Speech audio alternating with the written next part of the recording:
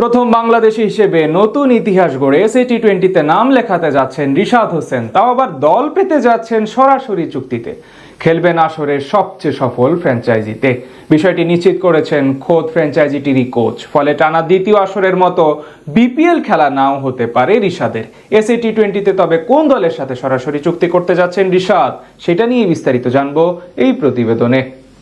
Big ব্যাশে আলো ছড়িয়েছেন, Pakistan super লিগেও নাচিয়ে ছেড়েছেন বিশ্ব সেরা ব্যাটারদের। এবার সেই রিশাদ হোসেনের সামনে খুলতে যাচ্ছে নতুন এক দরজা। শুধু নতুনই নয়, বাংলাদেশের ক্রিকেট ইতিহাসে নতুন এক কীর্তিও গড়তে চলেছেন টাইগার এই লেগি। ফ্র্যাঞ্চাইজি ক্রিকেটে বাংলাদেশের নতুন এই ফেরিওয়ালা এবার খেলতে যাচ্ছেন দক্ষিণ আফ্রিকায়। নাম লেখাতে চলেছেন টি-20 মঞ্চে, তাও আবার ড্রাফট থেকে নয়।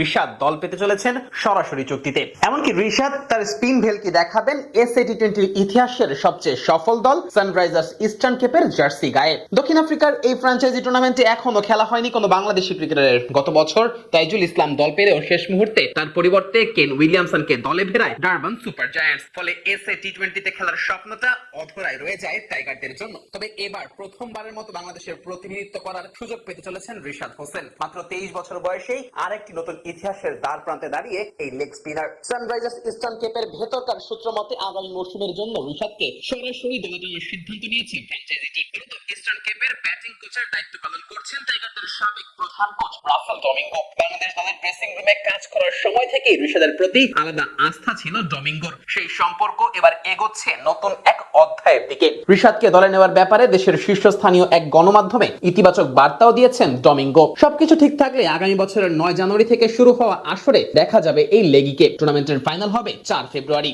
তবে টি-20 খেলতে গেলে আবারও বিপিএল মিস করতে হতে পারে রিশাদকে। গত মৌসুমেও দেশের সবচেয়ে বড় ফ্র্যাঞ্চাইজি আসরে দেখা যায়নি এই লেগিকে। তখন রিশাদ ব্যস্ত ছিলেন অস্ট্রেলিয়ার বিগ ব্যাশ লিগে হোবার্ট হারিকেন্সের হয়ে মাঠ মাতাতে। গত 1-1.5 বছর রিশাদের উত্থানটা হয়েছে ঝড়ো গতিতে। আন্তর্জাতিক ক্রিকেটে নিজের সামর্থ্যের প্রমাণ দেওয়ার পর বিদেশি ফ্র্যাঞ্চাইজি লিগগুলোতেও রিশাদ দেখিয়েছেন বড় মঞ্চের চাপ সামলানোর ক্ষমতা আছে তার। 2025 পিএসএল এ লাহোর ক্লান্ডার্সের হয়ে মাত্র 8 ম্যাচে নিয়েছিলেন 12 উইকেট। দারুণ বোলিং এ ব্যাটারদের মাথা ব্যথার কারণ হয়েছিলেন এই লেগি। সেই সাথে সেবার লাহোরকে শিরোপা জেতাতেও রেখেছিলেন দারুণ অবদান। এরপর আসে বিগ ব্যাশ। অস্ট্রেলিয়ার ব্যাটিং বান্ধব উইকেটেও নিজের জাদু দেখান রিশাদ। হোবার্ট হারিকেন্সের হয়ে 11 ইনিংসে 15 উইকেট নিয়ে টুর্নামেন্টের যৌথভাবে সর্বোচ্চ উইকেট শিকারী স্পিনারদের একজন ছিলেন এই লেগি।